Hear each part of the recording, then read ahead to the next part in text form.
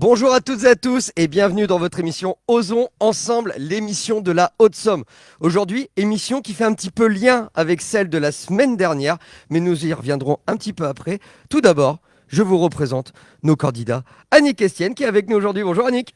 Bonjour Jérémy, bonjour tout le monde. Ma question traditionnelle, est-ce que vous avez votre question traditionnelle pour nos invités? Moi, je vous pose ma question traditionnelle. Je vous laisse vous représenter pour ceux qui vous ne connaîtraient toujours pas.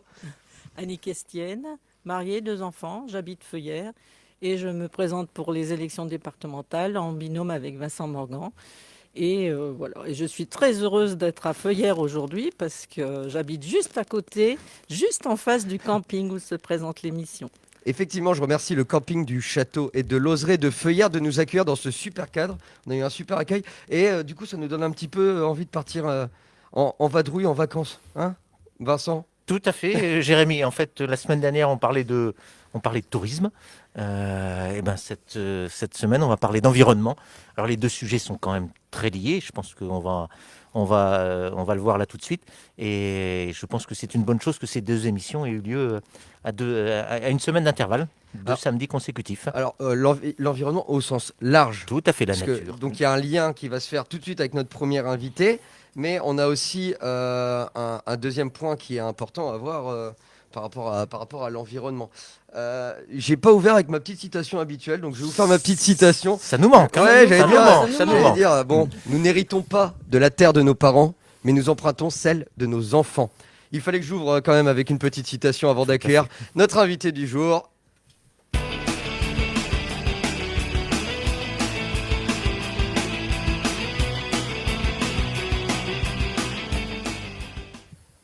Bonjour Monsieur Pépin. Bonjour à vous. Alors je vous laisse vous présenter en quelques mots. Eh ben, écoutez, je suis marié, forcément, et je suis président du club des marcheurs péronnais, un club qui se situe à Péronne, bien que moi je n'habite pas Péronne. Je suis d'un peu plus loin, je suis de Noudanel. Donc voilà, c'est un club d'une centaine de marcheurs qui utilisent les chemins de randonnée de notre secteur, hein, de l'est de la Somme, qui se trouve sur le territoire aussi de la communauté de communes de Péronne. Hein. On a l'occasion de temps en temps d'être reçu par Vincent à Tincourt-Boucly. C'est vrai qu'on se croise un coup de temps en C'est temps, vrai. mais aussi, on se croise aussi sur les chemins, Bernard. Bien sûr, Voilà. bien sûr. Et alors, Voilà. moi j'avais une petite. Comment ça fonctionne une association de marcheurs? Vous avez des rendez-vous, il y a une marche par semaine. Comment ça fonctionne? Voilà. Alors nous, on a 3 sections dans notre club. Une section de randonnée pédestre qui fonctionne le dimanche avec 2 parcours.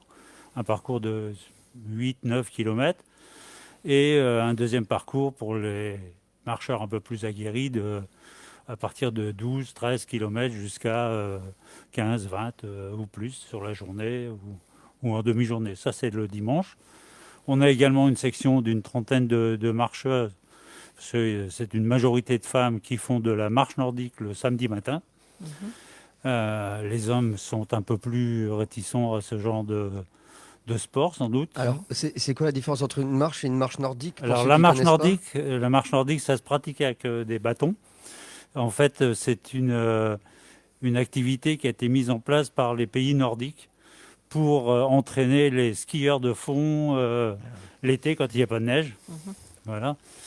On a également une section pour les plus, je vais dire pour les plus anciens et les gens qui ont des problèmes physiques ou des problèmes de maladies, de rémission de certaines maladies. On a une section de rando santé qui fonctionne le jeudi après-midi. Et alors, si on veut devenir un marcheur péronnais, comment on fait? On prend une adhésion auprès club. auprès du club, hein, sur notre site internet ou sur notre compte Facebook. Et puis voilà, c'est parti pour une année. Ah. Donc la saison, c'est du début septembre jusqu'à fin août. Alors, on n'est pas obligé d'être péronné pour faire partie On de n'est l'association. pas obligé d'être péronné, non. Non. Notre club, en fait, compte à peu près un petit 40% de marcheurs péronnais. Tous les autres sont des alentours de la région. D'accord. Et pour le coup, alors les parcours, ils sont préparés comment? Vous les préparez à l'avance? C'est des parcours qui existent déjà? Comment ça fonctionne?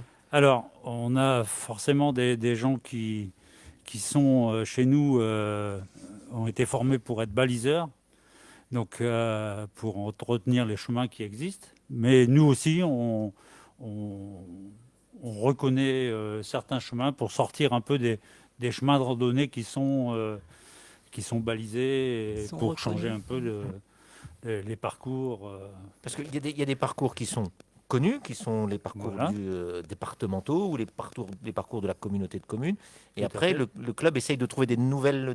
enfin, déjà, baliser et entretenir les parcours existants, et essaye de trouver un petit peu des variantes ou des... Voilà, tout à fait. On essaye d'élargir un peu les offres pour nos adhérents. Parce que bon, marcher tous les jours ou souvent dans les mêmes chemins, c'est... On a envie un peu de changer, de voir Voilà, d'autres tout à choses. fait. tout Et à les fait. départs se font pas forcément de Péronne. Ils peuvent faire. Non, les départs se font dans les communes aux alentours, bien sûr. Mhm. Tincourt, pour ne citer que Cartigny, Douin, Flamicourt.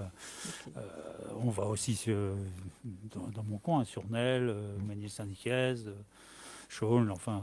Et alors, qu'est-ce qu'il y a de particulier ou de particulièrement intéressant dans les itinéraires de la Haute-Somme? Soyons un petit peu chauvins. Qu'est-ce qui plaît aux randonneurs péronnais? Qu'est-ce qui leur plaît de marcher chez nous? Alors, c'est la diversité des chemins. Il ne faut pas croire que dans notre région, la terre est plate. Non. Loin de là. On sent le vécu là.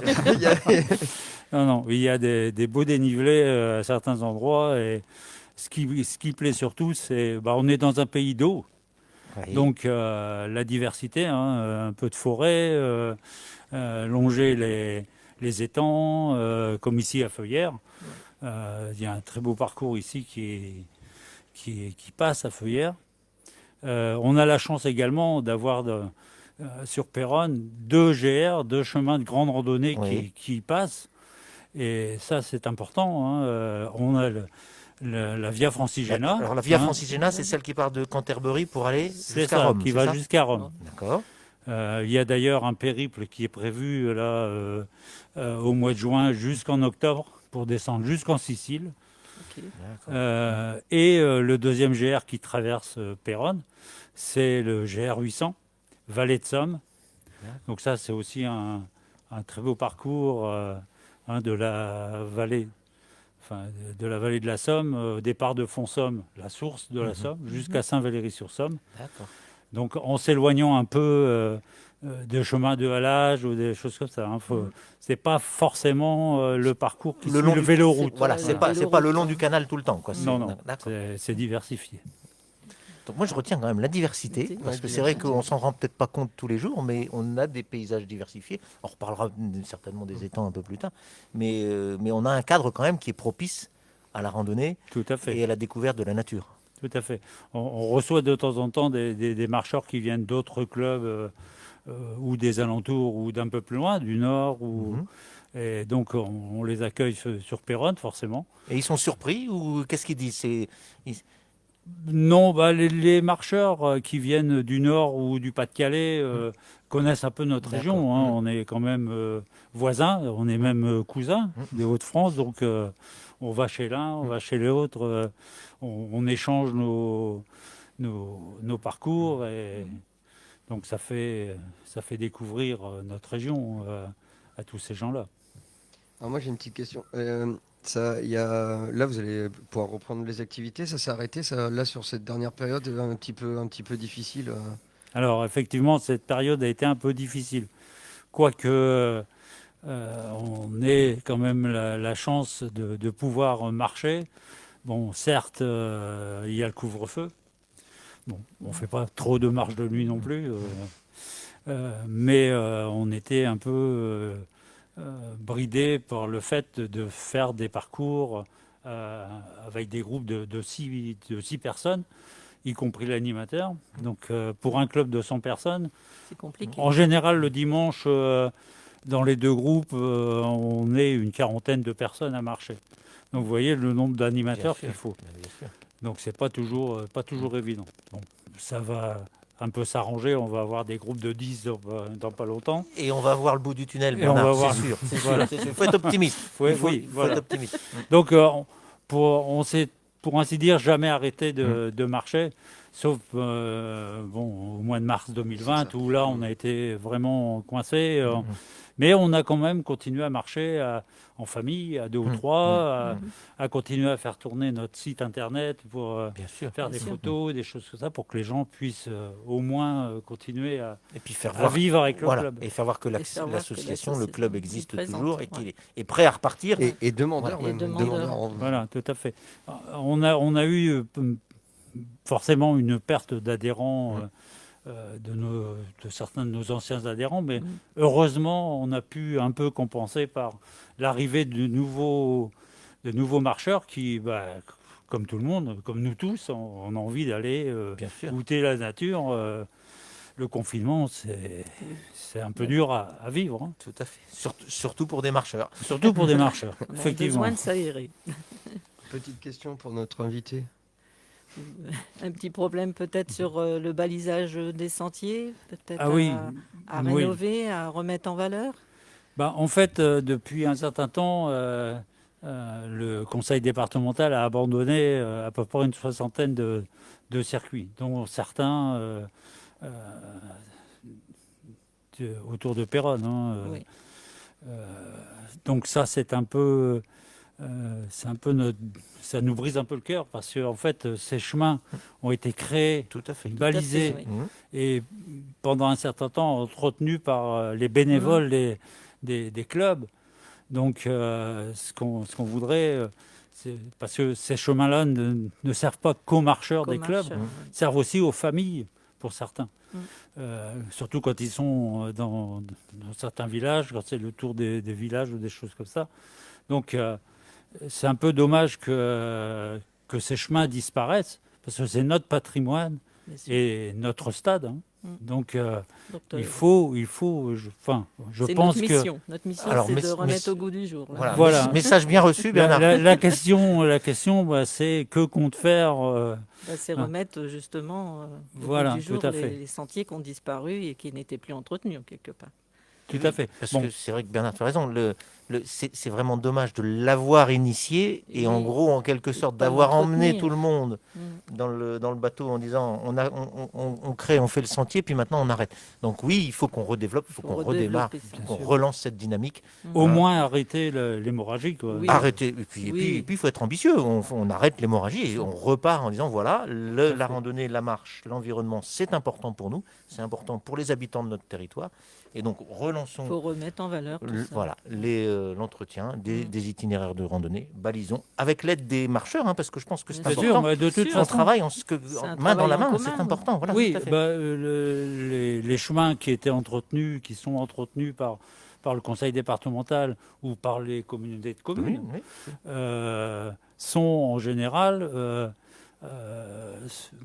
par rapport au comité départemental de la randonnée, en fait, ce sont toujours les bénévoles Tout à fait. euh, Ils font un immense boulot. qui hein, font, ça, oui, qui oui. font le balisage, hein. Mm. Bon, tout ce qui est poteau, tout ce qui est grosse structure, c'est ou le conseil départemental ou les communautés de communes, mais tout ce qui est balisage, le balisage de la fédération, en fait, c'est nous, les bénévoles, qui le faisons. Et donc on va vous aider. On va y On va vous aider. Et moi, ça, merci pour les marcheurs. Merci beaucoup, Monsieur Pépin. Merci Bernard. Merci. Je vous en prie. Merci. Et puis hâte de pouvoir découvrir aussi la Haute-Somme. J'irai sur votre page Facebook voir un petit peu toutes les photos, parce que je pense qu'il y a moyen de découvrir de beaux endroits Tout à et fait. d'avoir envie de Tout à fait. découvrir encore plus. Et c'est un club éminemment sympathique. Nous, on les rencontre un coup de temps en temps sur les chemins. C'est vraiment des gens extrêmement sympathiques. Voilà. Merci Merci beaucoup. Bernard. Merci. Merci beaucoup. Alors, comme d'habitude, avant d'accueillir notre deuxième invité, petit coup de désinfection de la place, du micro, de la table, etc. Petit bilan de tout ça, faut relancer le balisage. Relancer le balisage, oui. Et puis, il y a des sentiers qui ont un petit peu été oubliés, etc. Il faut réentretenir. Comment ça, Il y a deux choses. comment vous allez aborder la chose? Il y a une chose qui me paraît importante dans ce qu'a dit Bernard. Il a dit, en fait, ça paraît bête, la Terre n'est pas plate, certainement pas la Terre chez nous. Et en fait, on On a une nature, un environnement qui est très diversifié. Et pour des marcheurs, c'est extrêmement intéressant de pouvoir. Il a parlé des étangs, il a parlé des bois, il a parlé aussi de la plaine. Et donc, en effet, il faut qu'on se fixe très clairement au niveau du conseil départemental un objectif qui est de dire les chemins qui existent, il faut les pérenniser, il faut continuer avec les marcheurs, parce que c'est des gens bénévoles et qui sont très motivés. Ils connaissent bien Leur lieu, ils vont pouvoir le baliser. Et puis, on peut étendre, on peut faire d'autres boucles. Puis développer plus aussi. Voilà, et je pense que en s'associant avec des associations de marcheurs comme les marcheurs Ils en ont envie en plus. Ils en ont envie, ils ont des idées. Voilà, appuyons-nous sur eux et avançons. Osons. Avançons, osons. On accueille notre nouvelle invitée pour aborder notre deuxième thème important sur l'environnement.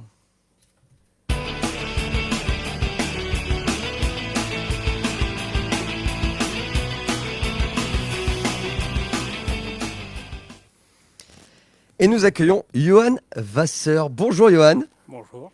Alors Johan, un métier un petit peu, moi j'ai envie de dire original, parce que j'ai découvert ça en préparant l'émission. Et c'est quelque chose qui m'a très vite passionné et j'ai appris plein de choses et j'avais vraiment envie de partager ça avec tout le monde. Donc, présente-toi en quelques mots et explique-nous un petit peu ce que tu fais dans la vie. Alors, Johan Vasseur, j'habite pour le moment à Capy et je souhaite emménager aujourd'hui à Flaucourt. Et donc, je vais faire partie de la communauté de communes de la Haute-Somme. Et donc, j'ai choisi, moi, durant mes études, de m'investir dans l'environnement. Donc j'ai commencé par travailler dans le déchet, le déchet chimique dangereux. Et puis je me suis tout doucement dirigé vers le déchet, on va dire, non dangereux. Et donc là, j'y ai découvert un panel de choses, dont le traitement des déchets non dangereux par bioréaction. Et donc en fait, aujourd'hui, il faut savoir que toutes vos poubelles, quelles qu'elles soient, arrivent chez nous. Et pour une partie, elle est traitée par enfouissement et par bioréaction. Et pour une autre partie, celle de votre tri sélectif, aujourd'hui, vous séparez le plastique et le carton, elle passe aussi par chez nous et elle est redirigée vers des centres de traitement, par des trieurs optiques, par un système de crible, etc. Et on va retirer la ferraille, le plastique qu'on peut revaloriser, celui qui est non valorisable, et le non valorisable va revenir chez nous pour ensuite être enfoui. Et en fait, tout ce plastique, toute l'ordure ménagère, tout ce qui va être fermenticible ou non, il faut savoir aujourd'hui que dans vos ordures ménagères, vous avez entre 20 et 30% d'ordure qui est fermenticible. Et donc avec ça, on va en quelque sorte faire du gaz. Ce gaz va nous permettre de produire de l'électricité. Et moi, mon activité aujourd'hui, c'est de traiter les lixivias.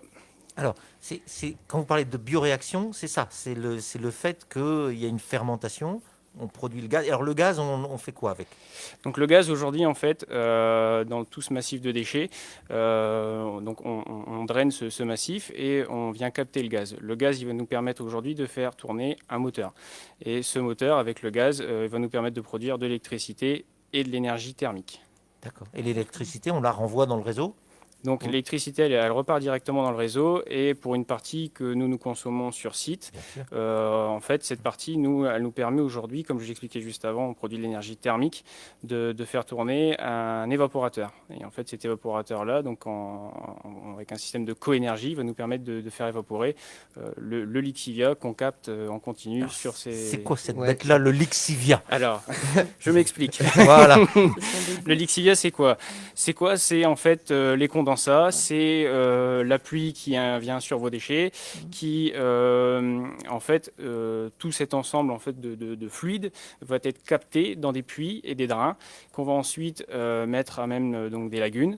Et ces lagunes, moi j'ai pour métier aujourd'hui de les entretenir, de les aérer et surtout d'éviter que ces lixivias, puisqu'en fait comme ils traversent tous vos déchets, en fait ils sont chargés en divers métaux, etc. Et j'ai pour objectif, moi, de ne pas polluer la nappe phréatique. D'accord. Mais aussi, en fait, de faire évaporer cette eau pour en extraire tout ce qu'on va dire.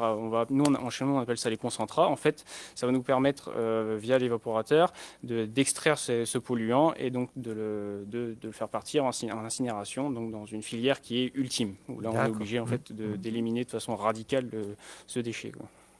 Alors, du coup, il faut quand même de sacrés espaces. Ça doit être très grand comme entreprise. Ouais, aujourd'hui, en fait, on exploite sur environ 100 hectares. Le site c'est 100 hectares. 5. Ouais, un petit 100 hectares, puisqu'aujourd'hui, on souhaiterait s'agrandir pas forcément pour développer l'activité, c'est pas que ça l'objectif, mais pour maîtriser au mieux notre activité et de ce fait recréer donc des surfaces de stockage, mais aussi recréer des bassins, etc., mettre d'autres technologies en place et voilà, c'est tout le secret du déchet. Alors, juste avant, tu as parlé de chez nous, on fait le tri. Alors, moi, on m'a appris à mettre le plastique poubelle jaune, le carton dans la poubelle bleue, verte, n'importe quoi. Et après, on a forcément les déchets de nos jardins et puis les déchets qu'on met dans la poubelle grise habituelle. Et tout ce qu'on fait, nous, clairement, pour les gens qui regardent, ce qu'on fait, ça sert à quoi en réalité Alors, Tout, du coup, ne va pas à l'entreprise à Nurlu. non, alors on fait aussi du combustible de récupération. En fait, une grande partie de ce que vous mettez dans les bennes de déchetterie ou même dans vos poubelles est récupéré chez nous. Donc en fait, on a des petites équipes, d'ailleurs qui ont du mérite parce que c'est un boulot qui est très difficile, qui récupèrent les pneus, qui récupèrent le bois, qui récupère une partie des plastiques, des bidons souillés, de peinture, de polluants, qui aujourd'hui, on a beaucoup de mal en fait à trouver des gens qui sont capables de traiter ces déchets-là. Et en fait, on fait donc pour ce qui est, admettons, du bois ou des déchets verts, un combustible de substitution. Et en fait, ce combustible il va permettre d'alimenter des chaufferies et donc d'alimenter aussi donc par ces chaufferies des grandes villes, que ce soit en chaleur, Donc qu'on récupère, resserre pour reproduire de l'énergie. Voilà, tout à fait. Ça évite donc, comme on essaie de le faire aujourd'hui au quotidien et un peu partout dans le monde, d'utiliser des énergies fossiles et aussi de créer quelque part, on va dire, une ingénierie qui va se développer autour de ça et produire des nouvelles technologies plus intéressantes encore et plus innovantes pour traiter des déchets de plus en plus complexes à traiter, quoi. Et est-ce qu'il y a des choses qu'on ne peut pas recycler? Moi, je parle bêtement, mais je parle comme une personne qui ne s'y connaît pas. Alors, aujourd'hui, des déchets qu'on ne peut pas recycler, il en existe, notamment le nucléaire. Aujourd'hui, il est encapsulé, il est stocké, on ne sait pas exactement quoi en faire. Il y a aussi des déchets chimiques qui aujourd'hui sont très compliqués et à part l'incinération, on ne sait pas quoi faire exactement. C'est même très dangereux. Des fois, on a des déchets qui sont très réactifs. Donc, on a des solutions qui sont plus que radicales. En fait, ça va dans un four. Aujourd'hui, il y a personne et très peu qui pourrait donner une solution, puisque même si elle existe, en fait, elle est très onéreuse.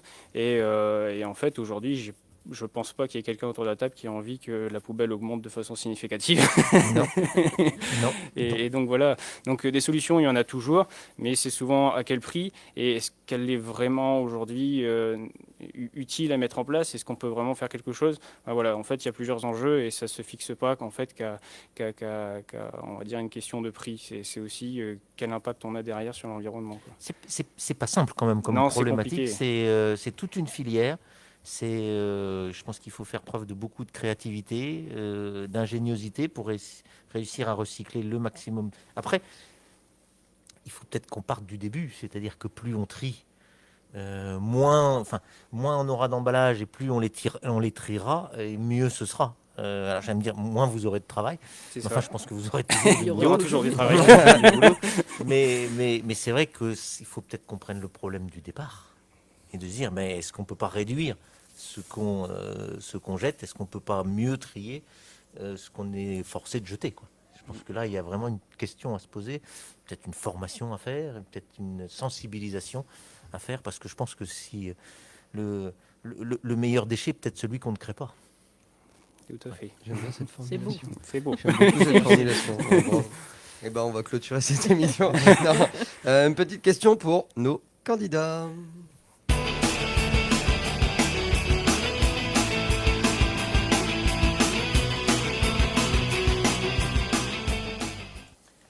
Une petite question pour nos candidats. Bien sûr. Aujourd'hui, en fait, on est donc sur une grande surface d'exploitation. Une grande partie de cette surface arrive en fin d'exploitation. Et aujourd'hui, en fait, on aurait pour projet, pour ne pas perdre cette surface qui aujourd'hui n'est plus vraiment exploitable, quelle qu'elle soit, on souhaiterait mettre donc des panneaux photovoltaïques. L'idée, c'était, et du moins ma question, quelle serait l'aide ou quelle serait, on va dire, l'idée à porter pour porter ce projet ou du moins ces projets? Alors, je vois la question et le comment dire, le dossier, puisque c'est un dossier qu'on a traité en communauté de communes il n'y a pas très très longtemps, hein, la communauté de communes de la Haute-Somme.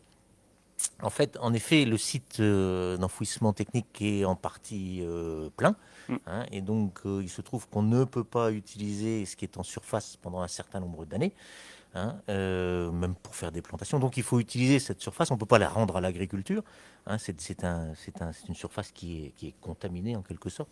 Donc l'idée, c'est en effet de faire un site avec des panneaux photovoltaïques.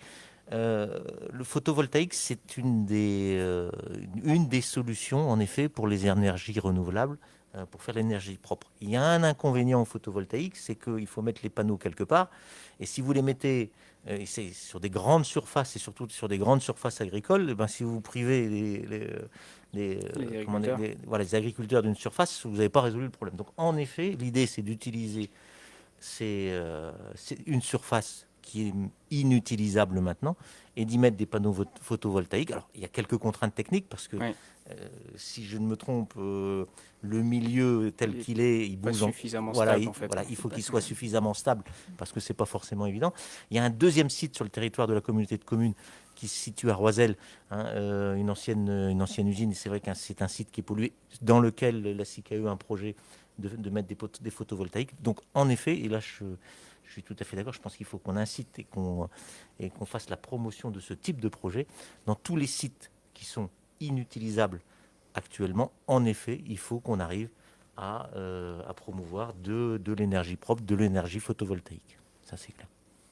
Donc c'est un projet qui est déjà un petit peu en cours. C'est deux projets qui ont donc- commencé, mais je pense qu'il faut qu'on continue et qu'on insiste là-dessus. Je pense que c'est une voie d'avenir. Il n'y a pas une seule énergie qui va remplacer toute l'énergie fossile. On va, dans les années à venir, on va avoir besoin de plein d'énergie, alors que ce soit des biogaz, soit l'électricité verte, on va avoir besoin d'hydrogène, on va avoir besoin de tas de choses différentes, de tas de carburants différents. Et la solution, il n'y a pas une solution miracle. Mais le photovoltaïque est une des solutions et je pense qu'il faut la promouvoir. Tout à fait. Merci beaucoup, Mais Johan, merci à vous. pour ton intervention. Bon courage aussi. Et puis, c'est un travail qui est Et qui- prenant et puis qui colossal. ne pas être facile surtout. Non. merci de nous l'avoir expliqué parce que techniquement, Il y a c'est beaucoup pas à faire, simple. ouais. Voilà. Tout à fait. Merci à vous. Merci beaucoup. Merci. Donc c'est vrai qu'on apprend quand même beaucoup de choses. Bah oui, très enrichissant, ça. Hein. C'est sur la technique de traitement des déchets et c'est vrai que Mais c'est en quand même un vrai pari pour l'avenir. Nous, à la maison, on se rend pas compte. On nous demande de trier, donc on trie. On trie, Mais après, on se rend pas compte de où ça va. de tout le travail qu'il y a derrière. Qu'est-ce qu'on en fait, à quoi ça sert, où est-ce que c'est mis, etc. Et d'avoir un petit peu cette vision-là, je trouve ça hyper pédagogue. Tout à fait. Et ça nous pousse encore plus à vouloir continuer Je à pense trier. qu'il faut qu'on qu'on fasse preuve d'énormément de pédagogie pour expliquer aux gens, pour expliquer à nos habitants, pour expliquer aux générations futures que c'est important de trier, c'est important de recycler, parce qu'on ne va pas s'en sortir autrement. Et nous allons aborder un troisième point dans notre émission qui touche sur l'environnement avec notre nouvelle invitée.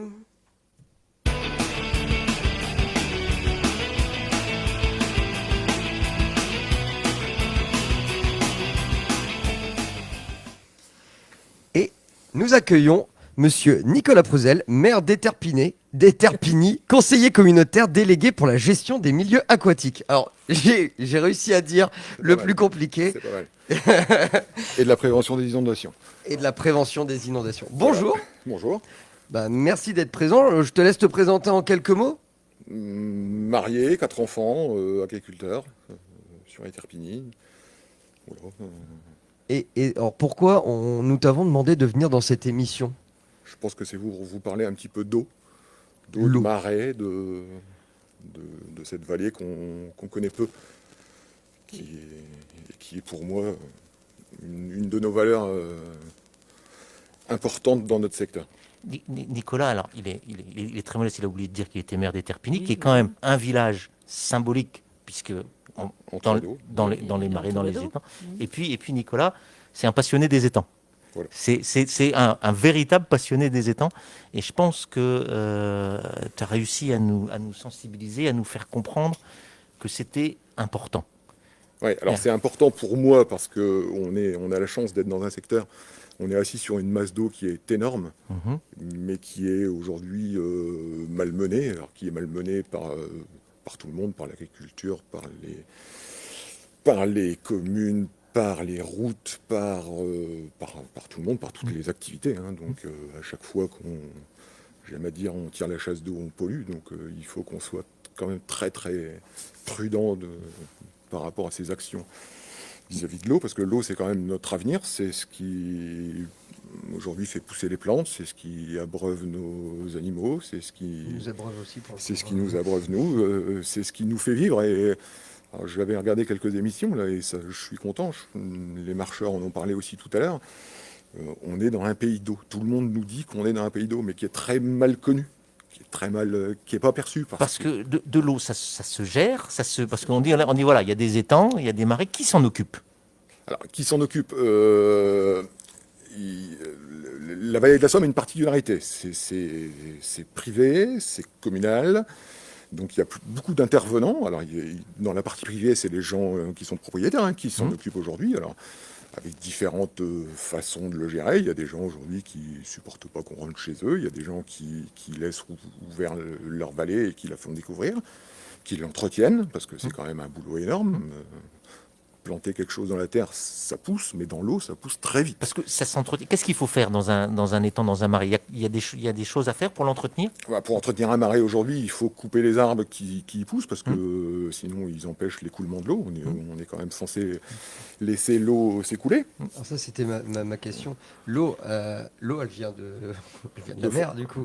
Ah non, Non, elle y va. Elle y va, mais dans tous les cas, il y a un circuit qui passe pas que par chez nous. Et du coup, comment c'est géré? Il y a au niveau il y a une régulation qui est faite. Comment ça fonctionne au niveau des... Ouais, normalement, une rivière, elle va directement à la mer. Ouais. Chez nous, on a une petite spécificité, c'est qu'il y a eu des barrages qui ont été faits il y a très très longtemps. Et ça, c'est géré par des privés. Alors celui qui est propriétaire d'un manège aujourd'hui, c'est lui qui fait la gestion de l'eau. Alors ça se fait en bonne intelligence. Les gens, brièvement pour expliquer, celui qui ouvre appelle celui du bas pour lui dire qu'il vient d'ouvrir de l'eau et qu'il envoie de l'eau. Et un peu, c'est comme ça que ça se passe. D'accord. Donc, et ça se gère à peu près bien. Ça s'automatise, ça va encore mieux. Enfin, il y a des choses qui se font. On ne va pas rentrer dans tous les détails, mais dans l'ensemble, ça se gère pas mal. Mais l'eau, n'importe comment, on est obligé d'envoyer l'eau à la mer. Et on a aussi la chance de pouvoir la retenir, parce que quand on a des inondations comme cet hiver, nous, en Haute-Somme, on a retenu l'eau pour éviter d'inonder la ville. Donc, ça quand Donc même... il y a besoin qu'on travaille besoin, ensemble quand même. Il y a une nécessité de concertation entre l'Est du département et l'Ouest. Ah bah parce oui. que... Comme dans tout, hein, je pense qu'on Oui, a oui. besoin de concertation dans tout. Mais là, encore plus, parce que quand on a de l'eau qui rentre chez soi, c'est quand même très désagréable. On peut le voir de plus en plus à la télé. Et je pense que quand on peut avoir des recours comme ça, c'est quand même pas mal. Et aujourd'hui, cette gestion se fait bon an, mal an, pas trop mal quand même. D'accord. Mais c'est fait par des passionnés. Hein. C'est des gens qui aujourd'hui connaissent le marais sur le bout des doigts, qui savent que s'il pleut tant de millimètres, il y a un moment où il faudra que l'eau passe. Parce que j'entendais le maire de Tincourt-Bouclier qui nous disait tout à l'heure, nous on n'est pas trop concernés par l'eau. Mais si, parce que quand il pleut à Tincourt, ça arrive quand même dans la Somme. C'est vrai. Donc, C'est vrai. C'est parce que je disais ça parce qu'on n'a pas d'étangs, de grands étangs comme Non, mais il peut y voilà. avoir à Éterpigny. Non, Mais en mais effet, on est c'est- tous concernés. C'est un clin d'œil. Tu as raison. Je ne dis pas ça que pour le maire de Tincourt, parce que j'ai entendu aussi des gens de la com dire nous, les étangs, on s'en fout. Mais non, personne ne s'en Non, fout. en fait, parce on que est tous liés. Et d'ailleurs, c'est une vallée, et ça vient de Fonsomme, ça vient de l'Aisne. Hein, donc l'Aisne, le département de l'Aisne et le département de la Somme sont aussi concernés au même titre l'un et l'autre. Quoi. Et alors, voilà. dans les marais, dans les étangs, il y a qui? Il y a des propriétaires. Et qu'est-ce qu'ils utilisent? C'est des touristes, c'est des... Alors aujourd'hui, sur la vallée de la Haute-Somme, les étangs sont utilisés à 95% par les pêcheurs et les chasseurs. D'accord. Et ils sont entretenus à 95% par les pêcheurs et les chasseurs. C'est les pêcheurs, les chasseurs qui entretiennent en fait le lieu de leur passion en fait. Oui. Et demain, on n'aurait plus de chasse et plus de pêche. Je ne sais pas comment on ferait pour entretenir tous ces milieux. D'accord. Il y a des locataires des temps. Oui, il y a des locataires d'étangs, mais ça va plus loin que ça, parce que le locataire aujourd'hui, il n'est pas que locataire, il se sent aussi responsable du milieu dans lequel il vit. Et il ne faut pas oublier que dans toutes ces rivières, on ramasse tous les déchets qui ont été mis partout. Oui. Parce que l'eau emmène toujours à la rivière. Et même des choses très anciennes, on peut récupérer. Ah oui, on récupère en ce moment des canettes en verre. J'ai jamais vu ces formats-là vendus nulle part. Donc c'est des choses qui datent d'il y a... Donc Très très longtemps. Alors, le marais vit, donc ça ressort, mais on en ramasse, il y a des choses, des fois, on se demande d'où ça vient, quoi, tellement c'est surprenant. Et on a un petit regard sur le passé là. Est-ce que tu penses que on est de plus en plus vigilant, de plus en plus concerné par le milieu naturel et par comment dire, la pollution, éviter de polluer? Ou est-ce qu'il y a une évolution sur les 20 dernières années? Est-ce qu'on est de plus en plus sensible? Est-ce qu'on peut être optimiste? Ouais, je pense qu'il faut être optimiste. Oui. Et je pense qu'il y a aujourd'hui des jeunes qui sont motivés pour faire avancer les choses. Enfin, moi, je sais que je vais donner mon exemple. J'ai des gamins aujourd'hui qui profitent du marais à la maison, qui invitent leurs copains. Et eux, ils ont envie de l'entretenir. Et ils ont envie de garder ce milieu naturel. Et les copains, ils viennent, quoi. Et ça, c'est génial, parce qu'aujourd'hui, on se rend compte qu'il y a de l'avenir pour le marais, quoi. Et le marais, c'est chez nous, c'est notre tourisme, c'est nos vies. Oui. Ah oui, non, mais c'est vraiment chez nous. Et quoi. puis c'est des lieux de randonnée pour... on parlait des marcheurs pyrénéens. Et Bernard l'a dit tout à l'heure, les étangs, c'est important, l'importance de l'eau chez nous. Donc pour les randonneurs, pour les touristes, et puis pour les chasseurs, pour les pêcheurs, parce que c'est leur passion, et que c'est eux qui entretiennent en grande partie de ce que tu nous expliquais, Nicolas. Quand on arrive du ciel, sur Péronne... la semaine semaine dernière, Dominique. Aérodome, Ouais, Dominique Aérodome. nous expliquait que quand il était avec son autogire au-dessus de la vallée de la Somme, on voyait que c'était principalement un pays d'eau. Ah oui, Et tout c'est à vrai fait. Non, qu'on mais c'est est bien un pour pays. ça qu'il y a un intérêt. Alors, ouais, moi je suis vachement positif. Je trouve qu'il y a quand même une grosse sensibilisation. Alors après, on n'a pas tout fait. Après, je suis content d'entendre dire qu'aujourd'hui, dans les déchets, on trie de mieux en mieux et on avance de plus en plus dans le recyclage. Mais tout ça, faut pas lâcher. Il faut absolument intensifier parce que c'est notre avenir, c'est notre territoire et c'est chez nous. Enfin, qu'est-ce que c'est agréable quand on est à un lieu qui est propre, quoi. Enfin, Certain. et pour le vivre, moi je sais que dans le marais, les gens s'en vont, il n'y a rien, il reste rien derrière. Je ne ramasse plus jamais rien derrière les gens. Donc la sensibilité, elle est là. Et il faut être pédagogue, il faut l'expliquer. Et je pense que... Donc on peut être optimiste. Ah oui, il faut l'être. Faut l'être. Par contre, je retiens le mot pédagogie aujourd'hui. Oui, pédagogie. tout à fait. Oui. Le terme pédagogie revient Oui. souvent, mais c'est vrai, c'est important de se projeter et il faut être pédagogue pour pouvoir transmettre, de toute façon. On a une nature qui est... on a un secteur qui est mal connu avec une nature qui est extraordinaire. Quand on fait venir des gens qui... Moi, j'avais un Parisien cette semaine à la maison. Il fait un tour en barque. Quand il repart chez lui, il a l'impression d'être allé à Venise, quoi. Enfin, c'est fou. Mais c'est une réalité. Oui. Mais je suis d'accord. On est mal connu. Ouais. Et pourtant, on a la chance de bénéficier d'un milieu naturel qui est assez extraordinaire. Ouais, tout à fait. Et je suis content de ne pas être le seul à le dire. Je pense que Bernard l'a dit, Nicolas le répète. Et je pense que c'est des témoignages importants. Moi qui suis de la région, qui suis de la Haute-Somme, j'ai découvert les étangs en barque pour le teaser de cette émission. Bon, j'avoue que C'est un grand moment. c'était un grand moment. J'ai pas été très à l'aise, mais j'ai trouvé ça par contre magnifique et j'ai pris une vraie claque de la beauté de cet environnement qu'on connaît pas alors que c'est à côté de la maison. Enfin, c'est fou. Enfin, ouais. Il y a de quoi être fier. Je pense qu'on peut être fier. vraiment. On peut être fier de notre milieu naturel. On Ah peut bah être oui. fier des gens Ouais. qui l'entretiennent. Tout à fait. Ouais. Une petite question pour nos candidats.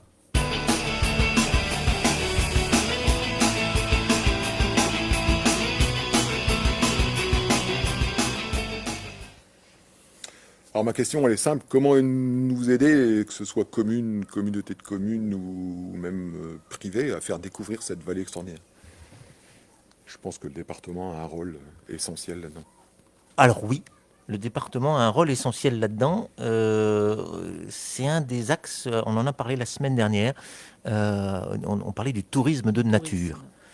Et je pense que, on l'a bien dit tout à l'heure, on a de la chance. On a la chance d'avoir un milieu naturel qui est extraordinaire. On n'en est peut-être pas suffisamment conscient, hein, mais je pense qu'on a un milieu, on peut être fier d'être en Haute-Somme. Et je pense qu'il faut qu'on arrive au niveau du département à promouvoir ce milieu-là, à l'ouvrir aux touristes. Le touriste, c'est pas forcément le touriste qui vient d'Asie, de Chine ou d'Amérique. Ça peut être le touriste de chez nous, hein, pas loin. Voilà. Hein, Faire découvrir à l'habitant. Tout le monde ne mais connaît pas aussi son faire territoire. découvrir aux gens de chez nous ce que Nicolas vient de nous dire, hein, ce que Bernard nous a dit aussi, hein, la richesse de notre milieu. En fait, que notre milieu, il n'est pas monotone. Il y a des bois, il y a des étangs, il y a de la plaine, il y a des marais qui sont entretenus et qui peuvent être ouverts. Alors, il faut que ce soit organisé. Et je pense que c'est là où le département a un rôle à jouer, c'est de l'organiser. Hein. C'est vrai que quand on regarde l'ouest du département, on parle souvent du Marcanterre, par exemple, du parc du Marcanterre. Et pourquoi on n'aurait pas, nous aussi, chez nous, on ne pourrait pas valoriser cet aspect-là, cet aspect du milieu aquatique. Et je pense qu'avec des gens comme Nicolas, je suis sûr qu'il y en a plusieurs qui seraient prêts à faire beaucoup de choses pour faire découvrir ce milieu naturel. Il faut qu'on les incite à le faire. Et pourquoi pas créer un Marcanterre chez nous. Mais la semaine dernière, on discutait aussi de comment réactualiser un petit peu les balisages, on en a parlé aussi tout à l'heure, mais comment faire en sorte de montrer qu'on est important et qu'on a des choses à montrer et qu'il faut qu'on les montre, etc. Et ça rejoint complètement ça, c'est un vrai lien. Et puis, une nouvelle fois, moi, j'en suis encore un petit peu... parce que, pour tout avouer, je ne suis pas un grand fan des bateaux. Et par contre, j'ai passé quand même un très très bon moment et j'ai découvert quelque chose vraiment de magnifique et j'encourage vraiment les gens à aller vers ça. Tu vois, Jérémy, on se rend compte de plus en plus au fur et à mesure des émissions qu'on a. On se rend compte qu'on est dans un environnement. Alors là, on parle du milieu naturel. On est entouré de gens qui veulent faire plein de choses. On a un milieu autour de nous qui est favorable. Maintenant, ce qu'il faut, c'est un coup de sang. Un coup de sang neuf là-dedans, un coup de dynamisme et dire aux gens maintenant, on va y aller, on prend notre destin en main, on a des choses à faire chez nous. Hein, on n'est pas, on ne reste pas sans rien faire, on s'active, on se met ensemble. Et là, je pense qu'on pourra faire découvrir notre milieu naturel, on pourra attirer des gens, on pourra être dynamique, donner une image positive de notre territoire. Et je pense que ça, c'est important. On a tous les ingrédients. Plus on fait des émissions, plus je trouve qu'on a tous les ingrédients pour réussir. Ça commence par l'éducation, hein, l'école, les sorties scolaires, etc. Ça peut être développé comme ça. Merci beaucoup. Merci Nicolas. De rien. Et au plaisir de pouvoir revisiter de manière... je serai la prochaine fois un petit peu plus confiant. Avec grand plaisir. Merci beaucoup. Tu mettras ton maillot de bain, Jérémy. Non, il faut en sorte de ne pas me faire tomber à l'eau, hein, promis. Hein. Promis. Merci. Promis. On termine en concluant cette émission avant de partir sur le terrain. Oui. Ah oui, on a un petit reportage. Un c'est petit vrai. On a un petit reportage. Alors, on a pour le coup un beau reportage. beau oui. reportage. Et on reportage termine avec ce reportage fleuri. qui synthétise un petit peu. En fait, tout le ça. reportage, oui, qui est un reportage à Guyancourt-Solcourt, village fleuri à 4 fleurs, et qui en fait est la synthèse de ce qu'on a dit aujourd'hui. Donc je pense que c'est important. Après, je pense qu'il y a quelques actions qu'on veut mettre en œuvre rapidement, hein, au niveau environnement, au niveau écologique, qui sont importantes, des choses toutes simples. Hein. Je pense qu'au niveau du département, il y a un certain nombre de choses qui peuvent être faites pour l'environnement, des choses qui ne sont pas compliquées. Le département a une flotte de véhicules. Eh bien, les véhicules, il y a des tas de solutions maintenant d'énergie propre, donc il faut y aller. Il faut équiper avec des véhicules propres. Le département et les structures administratives, eh ben, ils ont plein de bâtiments. Et dans ces bâtiments-là, eh ben, il y a de l'éclairage. Et l'éclairage, il faut trouver des éclairages qui soient quand même moins gourmands en énergie. Donc ça, c'est des actions concrètes qui peuvent se faire tout de suite. Et puis après, il y a une troisième chose à laquelle on pensait avec Alix, et je reviens sur ce que Johan disait à un moment, l'histoire des déchets. Et je pense qu'il faut qu'on prenne... Alors, le problème à la base. C'est vrai qu'on dit souvent, il faut trier, il y a des consignes de tri qui sont Il données, y a toujours redonnées. une tout ça. éducation à faire. Mais voilà, comme le disait Annick, à la base, il y a une sensibilisation, il y a une pédagogie, et je pense qu'il faut que le département relance très clairement et de manière très volontariste la sensibilisation, la pédagogie dans les écoles, dans les collèges, dans tous les lieux où on peut toucher les gens, et surtout les jeunes générations.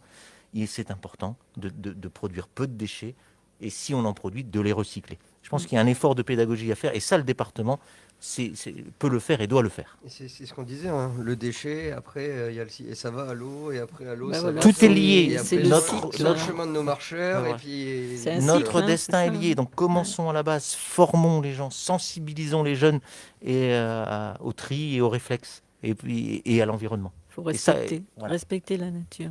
Et ça, le département doit faire ça. en gros, c'est vraiment un rôle de fédérateur pour faire avancer en ayant des idées Tout à fait. bien précises. Tout à fait. Et c'est Mais ça. avec les forces vives. Oui, Exactement, c'est ce que Parce nous voulons faire. Il y a des gens qui ont envie. Tout à fait. les gens pleins d'énergie, de bonne volonté. Et même en plus des gens que nous recevons, hein, pour en Oui. avoir discuté, parce que les gens discutent un petit peu aussi de l'émission, ah bah on aurait pu parler de ça, ça, ça, et on se rend compte qu'en fait il y a plein de gens qui sont motivés à faire plein de choses et qui ne demandent formidable. que ça. Ah oui, tout Oui. à Et fait. donc le département, oui, c'est un rôle de fédérateur et Exactement.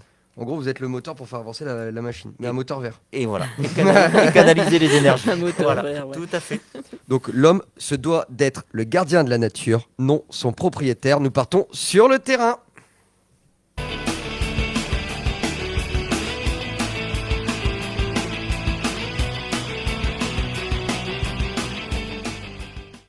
Bonjour à tous et bienvenue à Guyancourt-Solcourt.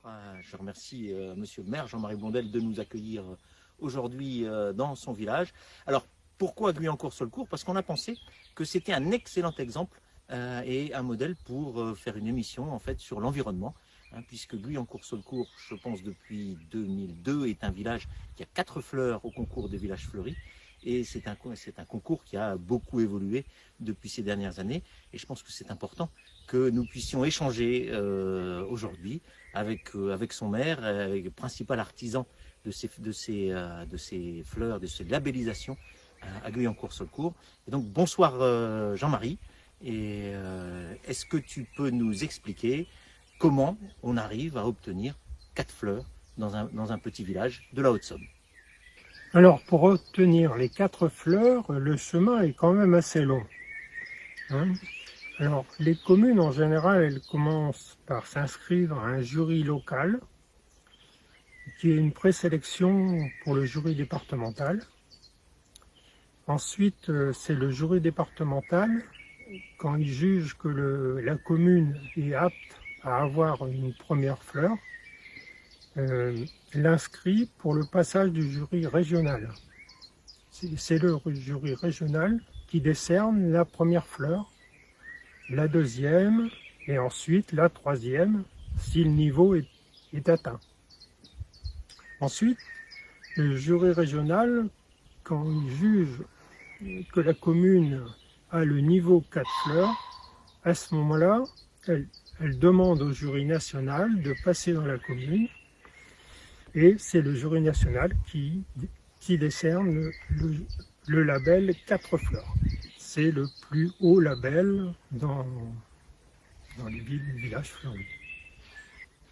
Ah oui, Jean-Marie, c'est quand même un sacré parcours du combattant. Alors donc à Guyancourt, si je comprends bien, à Guyancourt-Solcourt, vous avez dû passer par toutes ces étapes avant d'arriver à la 4e fleur. Alors comment ça s'est passé? C'était quand est-ce que ça a commencé cette grande aventure? La grande aventure a commencé déjà en 1983. On a commencé à faire du nettoyage dans la commune, à résorber un peu les points noirs. Et on s'est inscrit pour la première fois en 1989. Ça ne nous rajeunit pas. Et cette année-là, on a eu le prix de la première participation. C'était déjà ça. Ensuite, il y a toutes les étapes. On s'est inscrit tous les ans, forcément, au jury départemental. Et la première fleur, on l'a obtenue en 1996. La deuxième fleur en 1997. La troisième en 1998. Et là, après, il a fallu encore travailler un petit peu et le jury régional nous a proposé au jury national en 2002 et nous avons obtenu la 4e fleur en 2002. Ah bah, merci pour ces explications, Jean-Marie. Mais à l'entrée du village, j'ai vu un panneau où c'est écrit jury européen en tente florale. Alors qu'est-ce que c'est? C'est différent des 4 fleurs? C'est une distinction supplémentaire.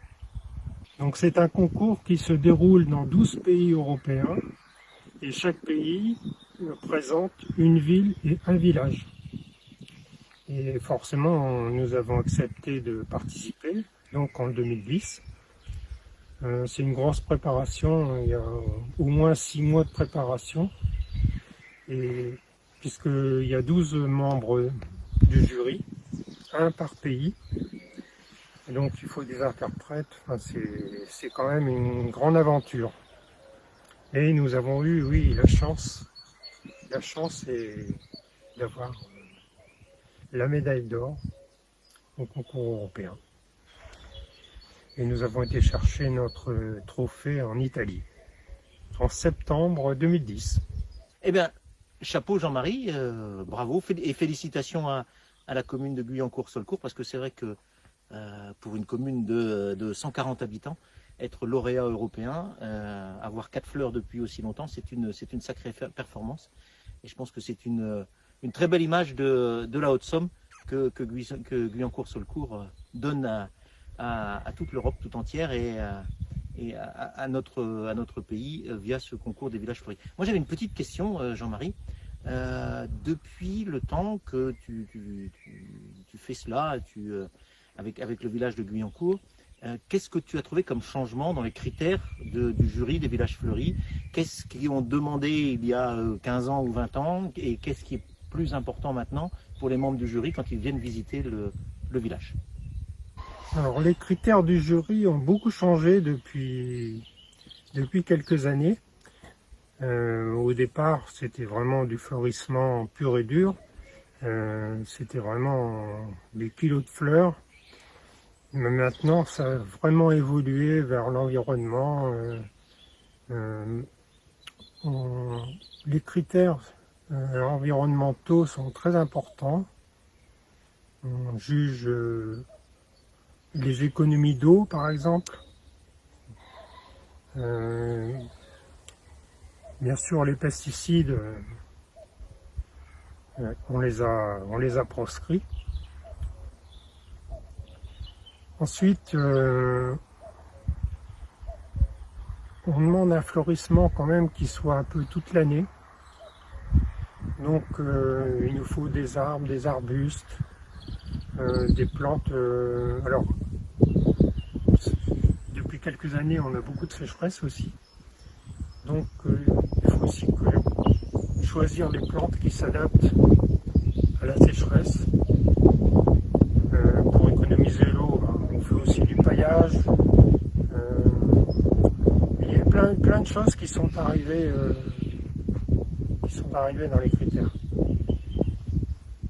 Merci Jean-Marie pour tout cet historique et ces détails techniques. En fait, ça montre bien l'importance en effet de la gestion de l'eau, de la gestion de tout ce qui est des intrants, des produits chimiques qu'on utilise pour le fleurissement. Ça me permet d'évoquer un autre point, Jean-Marie, en dehors de tes fonctions de maire de Guyancourt-Solcourt. Tu es premier vice-président de la communauté de communes de la Haute-Somme et en particulier en charge de l'environnement. Et à ce titre, j'ai une question à te poser sur la gestion en fait des déchets au niveau de notre territoire, parce que c'est devenu un enjeu majeur, que ce soit écologique ou que ce soit économique pour notre territoire. Est-ce que tu peux nous en dire un petit peu plus sur le sujet, s'il te plaît? Oui, c'est un sujet très important. Vous savez bien que les ordures ménagères, c'est le premier budget de la communauté de communes. Alors, on est en train d'essayer de réduire les ordures ménagères résiduelles, c'est-à-dire ce que vous mettez dans votre poubelle grise. Et on fait toujours appel aux habitants, c'est vrai, pour trier mieux, pour toujours trier plus. pour éliminer tout ce qu'on peut de cette fameuse poubelle grise, en faisant du compostage et à la communauté de communes. Ces dernières années, on enfouissait quand même plus de 8000 tonnes d'ordures ménagères résiduelles. Bon, là, il y a eu un effort de fait et on arrive à descendre en dessous des 7800 tonnes à peu près. Mais il faut absolument qu'on diminue ce tonnage parce qu'en plus, l'État nous taxe de la taxe générale sur les activités polluantes qui est passée de 18 € la tonne en 2020 à 30 € la tonne en 2021 et qui va augmenter de 10 € la tonne encore pendant quelques années pour arriver à 65 € la tonne en 2025. Donc il faut absolument que tout le monde fasse un effort parce que sinon les dépenses vont exploser. C'est pour ça que c'est vraiment important pour tout le monde. C'est un gros sujet. Alors, merci Jean-Marie. Jean-Marie, petite question, pas une question piège, petite question avant de terminer. Jean-Marie, pourquoi tu aimes la Haute-Somme? Je pensais que tu allais me poser la question pourquoi j'aime Guyancourt-Solcourt. Déjà parce que je suis né ici, et puis je pense que je vais y mourir. Enfin, je suis pas pressé. Hein. Oui, merci Jean-Marie. Nous non plus, on n'est pas pressé du tout. Hein, merci Jean-Marie, merci beaucoup pour ta participation. Alors ce que je retiens d'aujourd'hui, c'est que c'est important d'aimer la nature, d'aimer son environnement. Et quand on aime son village, quand on aime Guyancourt, Solcourt, eh bien on aime la Haute-Somme. Et ce que je retiens aussi de tout ce que Jean-Marie nous a dit aujourd'hui, c'est que pour avoir son environnement, pour maintenir son environnement, c'est beaucoup de travail. Hein, Jean-Marie nous l'a expliqué dans les jurys des villages fleuris, mais au quotidien, pour chacun, entretenir l'environnement, c'est beaucoup de travail. Et puis il y a beaucoup de choses à faire. J'ai compris aussi que il faut composter, il faut trier, sinon on va payer et on va polluer. Donc l'environnement, enjeu majeur pour notre territoire. Et merci à tous.